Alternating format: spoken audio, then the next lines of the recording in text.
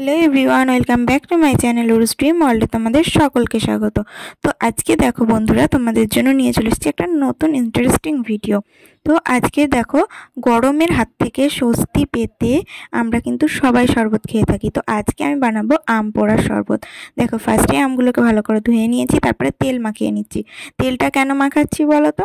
কারণ তেলটা মাখিয়ে নিলে খুব ভালোভাবে ওপরের যে খোসাটা সেটা ছাড়িয়ে যায়। এরপর আমি যেটা করব, একে একে উনানের আছে এগুলোকে ফেলে রেখে দেব, যাতে খুব তাড়াতাড়ি এগুলো সিদ্ধ হয়ে যায়। তো এক্ষেত্রে আমি তোমাদের আর একটা কথা বলবো, অনেকেই কিন্তু আছো যাদের বাড়িতে হয়তো উনান নেই, তারা গ্যাসে করো। তাদের কিন্তু আমি একটাই কথা বলবো, গ্যাসে আর উনানে এই দুটোর মধ্যে কিন্তু প্রচুর প্রচুর পার্থক্য আছে। স্বাদের, অবশ্যই স্বাদের প্রচুর পার্থক্য আছে।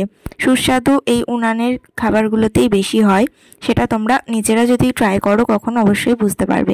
তারপরে দেখো, এখানে তুলে নিয়েছিলাম, ওগুলো যেই হয়ে গেল, 4টে দিয়েছিলাম আম, কিন্তু তার মধ্যে জানো তো দুটো খুব একটা ভালো সিদ্ধ হয়নি। হয়েছে, একটা সাইড হয়েছে, একটা সাইড হয়নি। আমি অনেকক্ষণ ধরে চেষ্টা করলাম কিন্তু হলো না। তো তারপরে দেখো, এখানে পেস্ট বার করে নিয়েছি যেটা, তারপরে আমি এখানে নিচ্ছি পুরো দেখো 1 চামচ, পুরোপুরি না, তার থেকে একটু কম নিলাম বিট নুন। দেন এরপর আমাদের লাগছে চিনি গুঁড়ো। দেখো, চিনিটা কেন গুঁড়ো করে রেখেছি, চিনি যদি তোমরা গুঁড়ো করে দাও তো এটার না একটু হলেও টেস্টটা আলাদা হয়। তো আর গুলতেও ধরো তাড়াতাড়ি হয়ে যায়, সুবিধা। তো তার জন্য চিনি গুঁড়ো। দেখো, এই 4টে আমে 3টেই বলতে পারো, কারণ যেহেতু একটা দুটোর অর্ধেক অর্ধেক সিদ্ধ হয়েছে, তো দুটোর পুরোপুরি শ্বাসটা পাইনি। তো তার জন্য 3টে আমি বলতে পারো, 3টে আমে প্রায় 3 চামচ মতো চিনি দিয়েছি। তারপরে দেখো, এটা দিচ্ছি গোলমরিচ গুঁড়ো করা। গোলমরিচ গুঁড়ো করা 1 চামচ, একটু কম দেবে। আমরা না পুরোপুরি 1 চামচ দিয়েছি, তাতেই হালকা ঝাঁঝ লাগছিল। তো কেউ যদি ওটা পছন্দ না করো তাহলে অবশ্যই কিন্তু সে কম করে দেবে 1 চামচে। তারপরে দেখো, এমনি নুনও দিয়ে দিলাম, কারণ এটাও একটা স্বাদের জন্য কিন্তু লাগে, ভীষণ রকম সুস্বাদু হয়। তারপরে দেখো, ফ্রিজের জল দিচ্ছি। তোমরা চেষ্টা করবে যদি পারো ফ্রিজের জল দেওয়ার, কারণ ঠান্ডা ঠান্ডা হলে কিন্তু ভীষণ স্বস্তি পাবে খেয়ে, আর স্বাদটাও কিন্তু ভীষণ ভীষণ ভালো হয়। তো দেখো, এইভাবে কিন্তু আমি সবগুলোকে ভালোভাবে এভাবে মিশিয়ে নেব।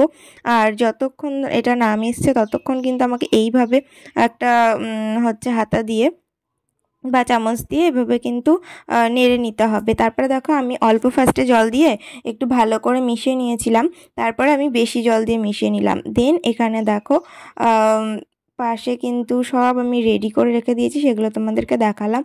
4টে গ্লাস নিয়েছিলাম, কিন্তু জানো তো এরপর আমার ভাইপো আসলো, তার জন্য আবার পরে একটুখানি জল মিশিয়ে নিলাম, তাহলে 5 গ্লাস হয়ে গেল।